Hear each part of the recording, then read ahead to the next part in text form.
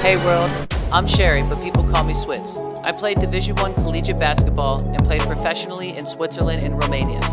After playing ball, I moved to Brooklyn and met fashion designer Kembalii at a New York City party, and the rest is history. We are giving dope individuals a platform to share their journey and connect shared passions around the globe. Welcome to the Kembalii Podcast. Hey, what's up, everybody, and welcome to the Kembalii Podcast, a show dedicated to elevate dope individuals, share the journey they have been on, and connect people around the world with shared passions. Today, I have Meg Ten Eyck, CEO of Every Queer, ambassador for Contiki, board member of Belmond, director for Travel Curator, activist, speaker, author, and the embodiment of a badass bitch. What's up, Meg? How you doing? Thank you for being with us today. Good. How are you, Switz? I'm fantastic. Thank you so much for taking the time and being here with us today. I'm really excited about this one because obviously I know you and your journey, but it's about time that we share that with everybody, everyone following you. So let's get into it. We would love to hear about where this started because, you know, you're world known, but let us know where it started, where you're from, a little bit about the family history. Sure. So I started my first blog my first one was in 2011, didn't really do a lot with it. And then got serious about it in 2012. And then in 2013, I moved to South Korea to take a job, started traveling around Asia while I was living there and started writing about it and posting online. And a lot of people started saying, oh, have you been here? Have you been there? So I was like, oh, well, I guess I'll just like write copy and paste my email responses or social media responses and put it on the website and see what happens. And then because there was no content for like queer women who are traveling, it was indexed immediately by Google and then eventually went viral. So I spent about the first year really diligently writing a bunch of articles. And then I was asked to tour the European Union with Gay Star News and cover every Pride festival in Europe for a summer. And I kind of realized it's funny in retrospect because they came to me and they were like, we don't have like a huge budget, but we'd like to send you to every Pride festival in Europe and we're going to pay all your expenses and give you like $500 cash.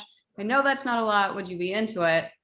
And at the moment in my head, I was just like screaming like, yes, like I get to be paid to travel. It's the coolest thing ever. And it's just gone up from there. So it was kind of an accident to begin with, but anybody tells you that, 10 years in this industry was an accident, it's bullshitting you. So it started as an accident, but now it's been like a lot of hard work to get where I am. Yeah. And did I hear it right that at the beginning you were still working another job in between the traveling? Can you talk like a little bit about that? Because a lot of people, again, they just see the success at the end, like, boom, oh, that's all, that's it. Let me just go travel and post this content. Can you elaborate a little bit on that grind of how like that day in the life was of having to work and then still travel and do basically more work? Yeah, a lot of people don't see content creators as business professionals or small business owners, but that's the reality. And with any start of a small business, you have to have a capital investment up front. You have to, when you start a website or you start a YouTube channel, you have to pay for your equipment, you have to pay for your hosting, you have to pay for graphic design, all of those professional services. And a lot of people are able to like do it, some of it themselves, but there's always things that are going to be expenses that come with starting a new business. So for the first, on and off for the first 3-4 years, I was working different jobs or freelancing or literally everything. Like I had a professional job the first year. And then when I got the offer to do the Gay Star News thing, I was like, I'm just going to run with this. So I went and traveled for 6 months and did a bunch of conferences and a bunch of speaking engagements, and I ran out of money. So then it was like, okay, well, what am I going to do? So I started picking up freelance clients and even at times, waiting tables, doing side hustles, whatever it took to be able to funnel all of that income back into building a business. And that's what you have to do. You have to just have kind of the stick with it mentality. And also like knowing what to prioritize and what's actually going to make you money as a business in the long run and what is, appearances and fluff. True New Yorker right here, 4 or 5 jobs while doing another job, while chasing the dream. That's the grind. That's the hustle that it takes. I did want to ask though, whenever you started and you were able to tour the world and go to every Pride, which Prides did you go to? Like, what's like the secret gems that folks don't know about it? Because it is Pride Month. So we want to celebrate. We want to talk about it. So what's some takeaways from that, I'm sure, memorable trip? Well, so I've done a ton of prides since then, but that was throughout Europe. So every year there's Euro Pride, and it's in a different city and country every year. There's also World Pride. So I've been on the media teams for World Pride since 2014. So every 2 years I do World Pride in a different country, and then on years that I'm not doing World Pride, I do Euro Pride, which is the same thing, just at a smaller scale. And then in Europe, I mean, some of the amazing ones, Amsterdam is really cool because Pride, they're literal floats. The floats are built on boats and they go through the canals, which is like really unique.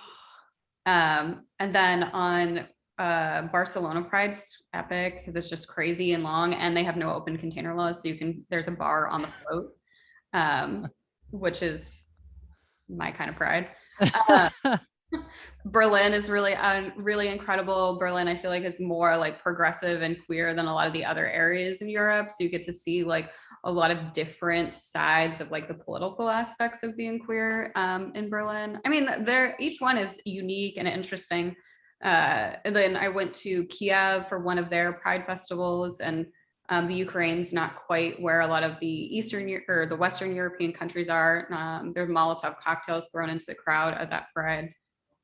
So I think in Europe, you have like this really large continuum from these absolutely ginormous, London Pride is just a huge mammoth event all the way down through these smaller cities. I went to Riga Pride in Latvia, which wasn't quite as well known, all the way through these prides that are still political protests where people are trying to fight for the right to just exist as queer in their country, like in Istanbul, Turkey, and in the Ukraine. Yeah, I'm glad that you brought that up because that was something I was going to ask for you to speak on, because there's a lot of folks out there where they just see, the Pride in America and probably the ones in Europe where it just looks like a party and a celebration, and there's not as much love as there should be, towards this. Like, what do you say to folks that are just doubtful about it? They have critiques about like, why do you even need Pride, for someone who's seen how it is in other countries? If you could elaborate on that a little bit. Yeah, well, I think a lot of people forget that Pride is a day of remembrance, it's a celebration, and it's a family reunion.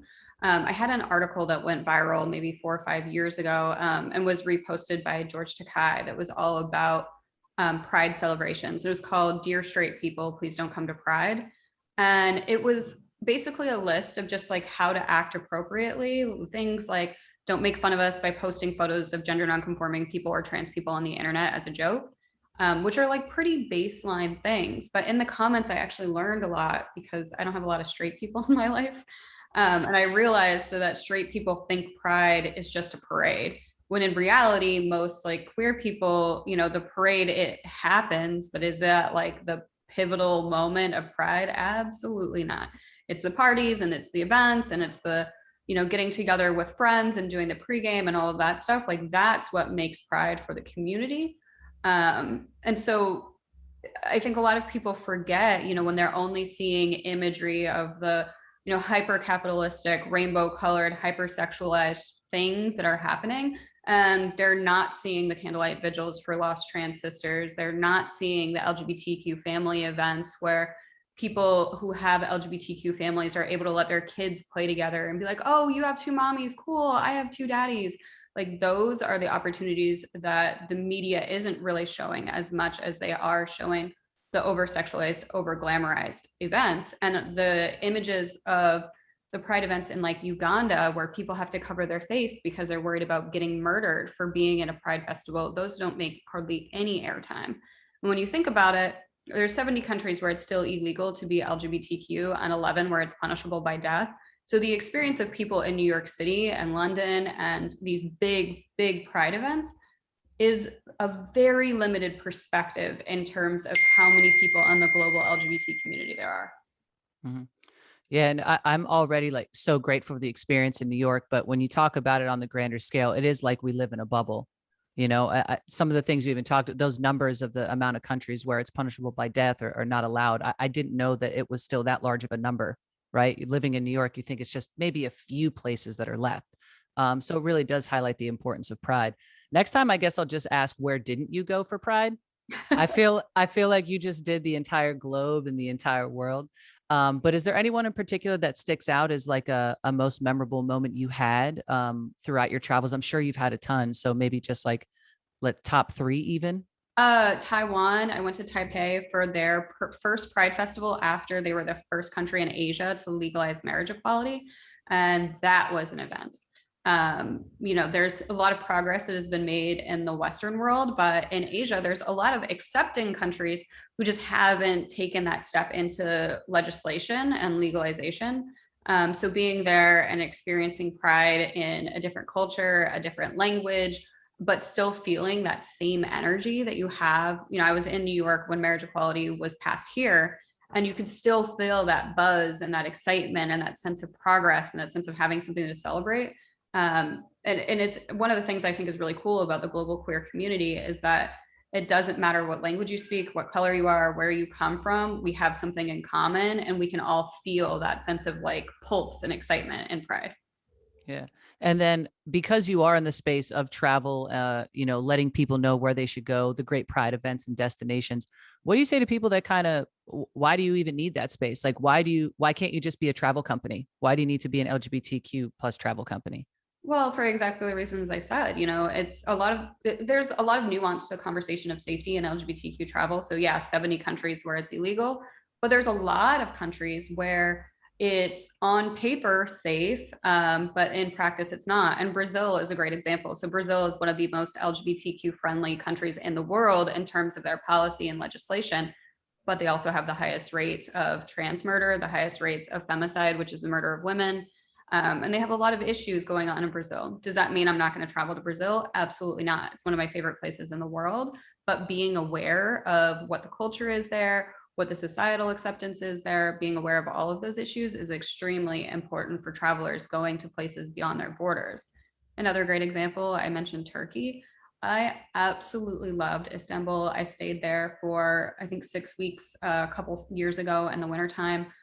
Living there and exploring the travel scene there, but also the LGBTQ scene there. And it's one of those things that's like you have to know what's there because it's not publicized, and places like Russia, LGBTQ media is outlawed. So sure, there's a thriving underground queer scene in Moscow and St. Petersburg, but you have to know. And it's like one of those things, if you know somebody in the scene, they know somebody, and it's a word of mouth kind of situation, because it's illegal to publish anything online and support. So they get around it by doing other things and in other ways. And of course, if we didn't have content creators creating the media for those events, for those parties, for those spaces, for the culture in those communities, they've had no way to transfer knowledge from one person to the other. Yeah. Enter you, the trailblazer, to let us all know. And I'm sure while you were figuring this out and traveling the world, whenever you were new, there was probably situations that you got into because you were just finding out. Was there ever a time where you were traveling the world and you were kind of like, wait a second, I don't know if this is the safest place? And even like for a second, like fearful of what your next move was going to be. Were you ever in a situation like that? All the time. I specialize in traveling to anti-LGBT countries where it is punishable by imprisonment and by death. The first time that really stands out in my mind, I was going to Egypt, and Egypt is one of those countries where it's illegal to be queer. And I was traveling with a partner who's very gender nonconforming, very obviously queer. In a couple days, this was the biggest campaign that I had ever had at that point. And a couple days right before we were supposed to leave, there was 50 people who were arrested for flying a pride flag at a concert. And they were still being held in prison when we boarded the flight on the way to Cairo. So the entire time we were on the flight, my partner and I were having conversations. We even were talking, do we need to write a phone number or email address on their arm in case they were immediately detained at security? What precautions, what are we going to tell them if we're separated? We need to get our story straight because it is 30 years in prison. So, it's one of those things that there are sacrifices when you're going and doing this kind of content, but I don't believe in travel bans, because if you said, well, there's a couple of reasons. If you said, fine, I'm just not going to travel to any country where it's illegal, you're missing out on some of the most amazing wonders of the world. You're missing out on the pyramids. You're missing out on Indonesia, Bali, you're missing out on Jamaica, you're missing out on some of the most rich and almost all of the Middle East, just thriving cultures that we should be able to participate in. And I believe that all people, regardless of sexual orientation or gender identity, should be able to experience the world. And it's these countries where, you know, we can go and I can use my passing privilege as, you know, a femme, cisgender, queer woman and go and talk about what is the culture like there, what are the opportunities for queer people there, have these conversations, and then report back safely. But it's a twofold experience, because if there's no exposure in those local communities to queer people, then the idea of what is queerness is just based off of whatever their media representation is. And if their media representation is horribly homophobic, of course, that's like what their thoughts are going to be. It's only by meeting individual queer people on an individual level are they going to have the opportunity to change their opinions. Wow. Basically everything she just said. This is why we need pride, right? This is why we need folks like you traveling the world and letting us know where we should go, where it's safe. And I love that you brought it up. Like, we shouldn't miss out, right? This is what we're trying to do, fight for the right to just exist, essentially, and travel the world. Thank you for elaborating on that. And because everywhere that you go, it just feels like it gets greater and greater and more of a reach. I'd love for you to also talk about the levels that you had throughout your travels, because where you're at, like you said, it didn't just happen. It wasn't overnight. You know, Right. obviously there's levels to this shit. So where did it start as far as that after the big gig where you got to travel Europe and go to all the prides? What was the next offer that you got where you're like, oh shit, this is an opportunity I have to take, and just kind of build on where it went from there?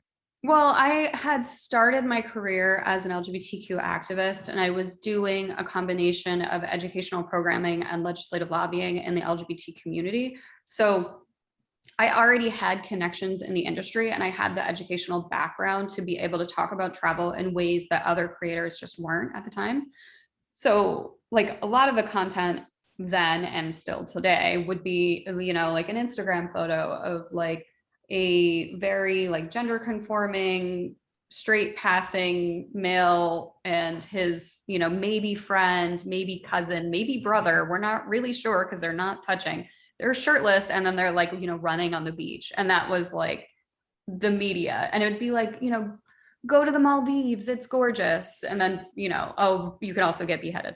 Was never in the conversation. Don't bring them down, you know, keep it light. But then I would, like, I realized I would constantly, and actually, I'm thinking now, I remember at this point, I had a friend who was getting married and they were planning their honeymoon. And they were saying, oh, you know, we're a lesbian couple. One was gender nonconforming, one was very femme. We want to go on vacation to Jamaica. What do you think? And I was like, I mean, that's not what I would want for my honeymoon, going on vacation in a place where it's illegal, it's not safe, and you can't touch in public. You know, those are all like the opposite of what you'd want for a queer honeymoon. And I realized, oh, wow, a lot of this stuff isn't common knowledge. And so it was this mixture of like experience in travel, having both firsthand experience as well as mixture of activism, throwing it in there, and was able to create content. So I started getting a lot of opportunities well before a lot of other creators work. So I was like straddling this line between like being an influencer, but also being a subject matter expert. So the same summer that I did the hashtag My Gay Pride tour with Gay Star News, I was invited to speak at IGLTA, which is the International Gay and Lesbian Travel Association. And I was invited to speak on the main stage, and talk about my experiences as a traveler, as a creator. And since then, I have a really strong and ongoing relationship with them, and will probably, hopefully, be joining the board of IGLTA this year. And what they do is they act as both a travel advisory for the travel industry, and, you know, act as like best practices for people who are in the industry or businesses that are in the industry. But then they also do consumer stuff. So, you know, if you want to plan a trip, you can go to the IGLTA website and you can look and see all of the hotels and tour operators and all of that are LGBTQ friendly that are listed on their site. So I did that. And then I was also invited to a series of other conferences to speak about LGBTQ travel and what it's like to be a queer woman and travel from there. And it just kind of snowballed from that point. And it was a lot of doing the work, you know, writing the content, meeting people, learning about online marketing, learning about editorial, and kind of combining those while also being a businesswoman, you know, because you can be a creative, you can be an excellent writer, photographer, podcaster, all of that, but you can't sell yourself, then you're never going to be able to monetize. And ultimately, we live in a capitalistic world where we have to feed ourselves. So you got to learn both sides of it. And luckily, I've gotten to the point where I am a much better businesswoman than I am a content creator. And so I'm able to hire people from the community to help me with some of the content creation, help with our social media management, all of that stuff for every queer. So I don't have to do it all myself, because no entrepreneur should have to do it all themselves. Yeah, I'm sure you learned a lot of that on the way, through trial and error. But also, it sounds like you did a ton of work on your own, but then now we see you, in these Savage Fenty campaigns, the Macy's campaigns that you're in. Do you have a manager? Like, how do things like that work out for someone who's looking to, follow in your footsteps, be the next self-made CEO? You're like on the largest platform at this point right now. So how did that come about after all of the content to now people even being like, oh, we love you and we want you to be the face of our brand this month? It's funny that you say that, because I did have a manager for a little while and then I fired them because I realized I realized that no one will ever advocate for me as strongly or as well as I'll advocate for myself. And no one will ever negotiate harder for me than I will for myself. So I'm open to one day in the future, maybe doing that again, but just not right now. And I do a lot of my own pitching and my own sales because I have the industry contacts. But I'm also, I have the benefit of SEO. So when you search terms related to LGBT travel, my site comes up, my Instagram comes up, all of that. So people reach out to me at this point a lot. But yeah, in the early days, a lot of it, there's a lot of influencer networks. Sorry, hopefully you can cut that out. Oh, no. It's the little doggy. That's fine. We love doggies. I know that's a little weenie.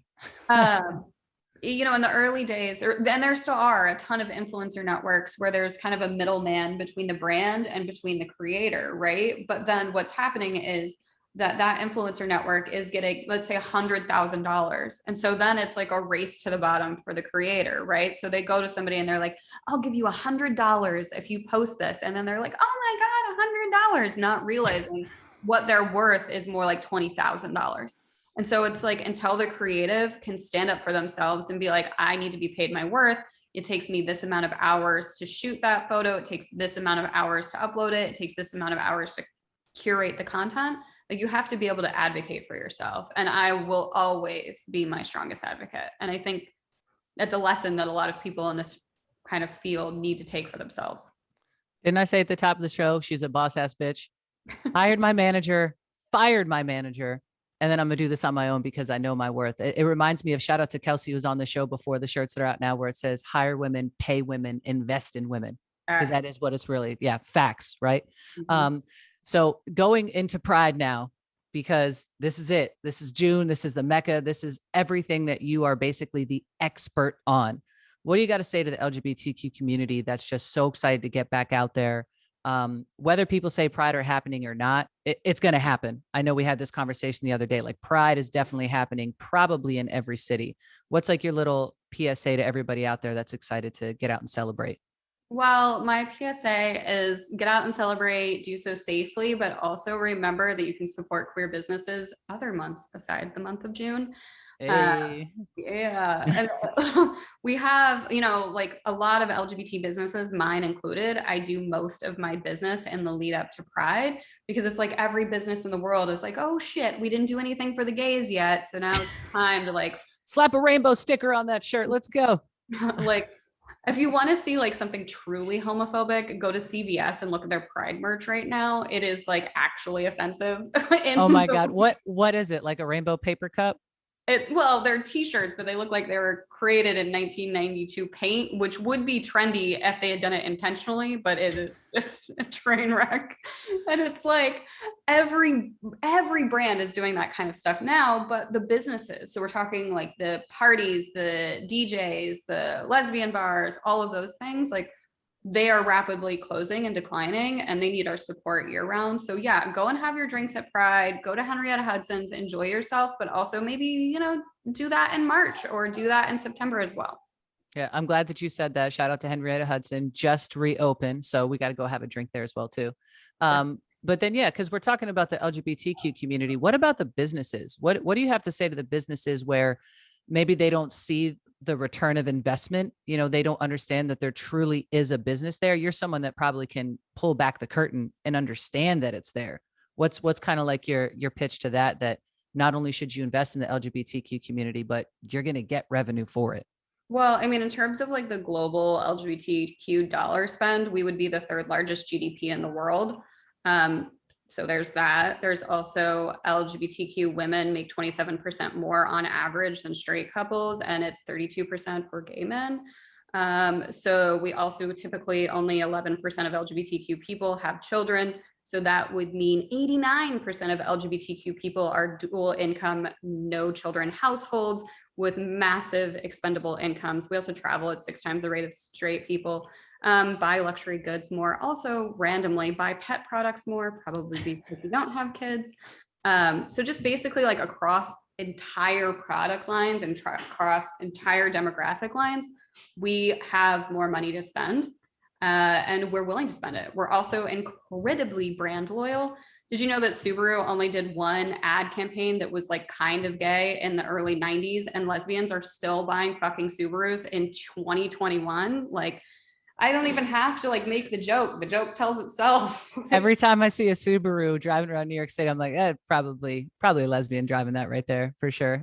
That was from one campaign in the early 90s. Yeah, yes. And it's just become like kind of a joke now, but it's true. And the reason that Subaru even invested in queer women is because they had great data to support. They realized they hired a data analysis person to come in and be like, you know, who is buying Subarus? And they were like, people who really like nature, people who like really like outdoors. And then they came back and they were like, and oddly, a lot of households that have 2 women, and this was before like gay shit was like on the mainstream radar. And they were like, so they literally sent a guy with a clipboard to all of these houses in Denver where they were doing the sample size. And they were like, you know, we just want to ask you some questions about the Subaru. And they realized there were all these lesbian couples who were buying Subarus because they like to cart around their dogs and do outdoor stuff. So oh my God. This is why I love having the interview with someone that's got the inside track. These stories are absolutely hilarious. Oh my God. All right. I only got a few more for you because I know you're high in demand and I can't keep you forever today. But what are you doing for Pride? I'd love to know what the lineup is for Meg with Pride this year. So I'm definitely going to be celebrating New York City Pride with friends. We're going to be doing Whitney Day's party on Sunday.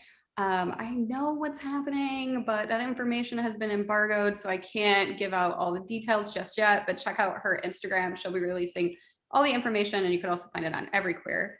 Then I'm also on the Pride team this year for World Pride, which is going to be happening in Copenhagen, Denmark, and Malmo, Sweden.